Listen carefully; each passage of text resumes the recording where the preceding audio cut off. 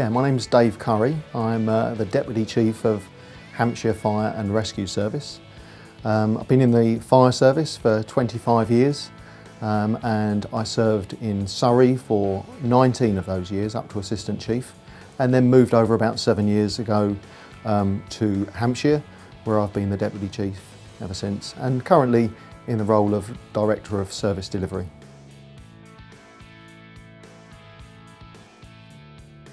I discovered I had dyslexia formally when I was about 30, just in my early 30s. I always knew since school that I had a problem with reading and spelling, and I didn't really ever take the time and thought about why I had such a problem. And all through academic studies, through my 20s, I struggled to get the results that I thought I should achieve from the learning and input that I put into place for those examinations. When I was around 30, I was doing a Masters in Business Administration, early 30s, and I decided then, on a prompt from another colleague actually, to go and be assessed, and found that I had a mild dyslexia. One of the points I would make though, and want to make, is I'm not an expert in dyslexia, but I understand that it is very different for different individuals, and therefore I think you can only speak on your perceptions of how you feel and the ability and disability that you have yourself. I find it limits my reading, so my reading skill as assessed is that of a 13-year-old. And therefore when I'm reading a document or somebody hands me a document to read, I'm about 2/3 of the way down the page when they've finished, or when they expect me to have finished reading that piece. As well as things like standing in front of an audience with a flip chart and actually starting to spell words. Sometimes I'll get very stuck on a certain word, and I guess there's an expectation in my role that I would be able to spell in a certain way and read at a certain rate.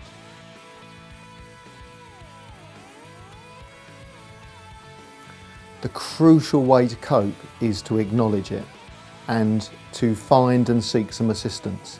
And I do feel for the amount of people that probably go through their whole lives thinking they can't read very well and they can't spell very well, and actually not acknowledging that they have dyslexia. Once you acknowledge it and you find out about how that dyslexia affects you, then you can start to put coping mechanisms into place. And crucially, the coping mechanism is to tell people, is to be open about it.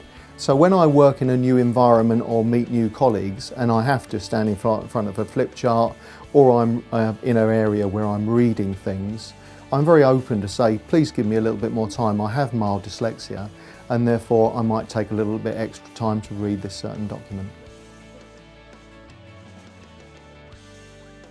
Yeah, I think dyslexia has given me a number of advantages. I think when I do read that document, I read it word by word, where others may scan the sentence. Therefore, I'm reading every single word and pulling out detail that my colleagues will often miss. So I think when I've got to the end of a document, which is hard work to read and will take me a bit longer, I will know the nuances of that document far more than others on certain occasions. Also, I think because I veer away from the written word, I naturally have, I think, developed a skill in articulation and speech, and feel that I can present naturally and feel fairly comfortable in presenting. However, given me a speech to read, I would therefore feel the dyslexia is affecting me, and therefore feel quite awkward and uncomfortable in reading something that somebody else has provided me. I'm very pleased to say that I work in an organisation, Hampshire Fire and Rescue Service, who understands and is supportive towards people with dyslexia. I wish I'd have grown up in a fire service in that way those number of years ago.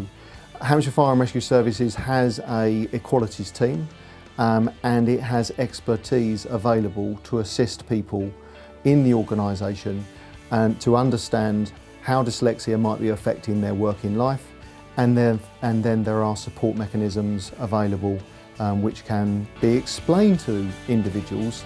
If they just pick up the phone, speak to the colleagues in the equalities team, they then start to get on a road to understanding how that affects them and seeking the support which is available to them.